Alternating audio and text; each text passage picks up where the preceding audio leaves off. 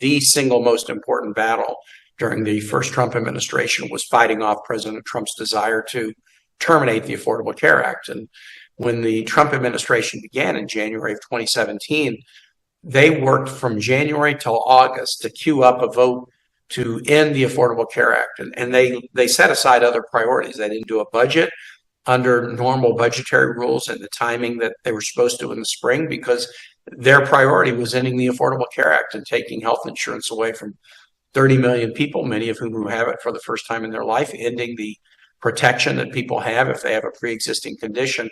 We were able to save the Affordable Care Act by a single vote in the Senate. And that was maybe the day where I most felt like I understood why I was supposed to be in this body at this particular time.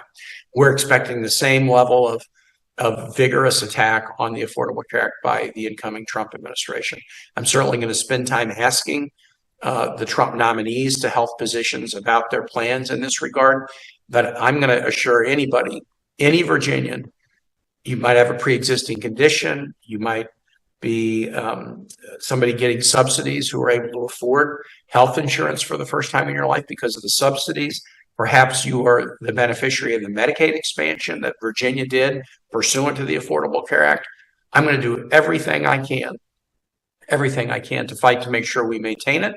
I was out in Loudoun talking to voters on Saturday as part of these special elections. They were waiting in line, and again, people were asking me, will we be able to save the Affordable Care Act? Virginians rely on it, and I'm going to do all I can to make sure we maintain and improve it. I get a lot of legislation passed when there's Republican majorities, and I'll tell you why. The Senate still requires, with the exception of nominees and budget-related bills, that you get 60 votes to pass legislation. My Republican colleagues want to get legislation passed. They all have priorities that are important to them. I have really good relationships with them. My staff has good relationships with their staff. So it's really common for Republican colleagues to say to me, hey, can we work together on X or Y? And I'm planning on doing that. In fact, just yesterday, I was with a Senate colleague, a Republican, and we've agreed to sit down to lunch to plot out some things we might be able to do together this year. So I have a lot of priorities in the armed services space, in the foreign relations space, and then in the health and education space based on the committees that I'm on. But I also have priorities that aren't necessarily part of my committee on environmental stewardship or criminal justice reform or immigration reform. And I'm talking to Republican colleagues now about what we can do together. So neither me nor my staff are singing the blues. We're really putting our wish list together and then trying to find partners on key issues. And again, my observation about President Trump from his first term, there's things that he cares deeply about. And if you're crossways with him on those, you're not going to get very far. But there's also huge areas where President Trump is not that engaged, where he has sort of I call it a zone of disinterest, things that are important to me and that are important to Virginians, that they're not his primary focus. And if you operate in that space, you can get a lot of the legislation on his desk that he's likely to sign. So that's my goal every day. The president-elect is talking about things that no Virginian has ever raised with me as a priority of theirs. So, I just got off a campaign. I was nonstop for 2 years during events everywhere in Virginia. And I certainly never had a Virginian say to me that, now here's what we need to do. We need to seize the Panama Canal. We need to think about buying Greenland. People are talking to me about, jobs and housing and costs and yeah, some national security issues, but nobody is talking to me about issues of renaming the Gulf of Mexico to the Gulf of America. So the president is talking about things that frankly are not Virginians' priorities. Maybe it's a priority somewhere else, but I can tell you, these are not Virginians' priorities. And I always say to my staff, I don't represent D.C. to Virginia. I represent Virginia to D.C.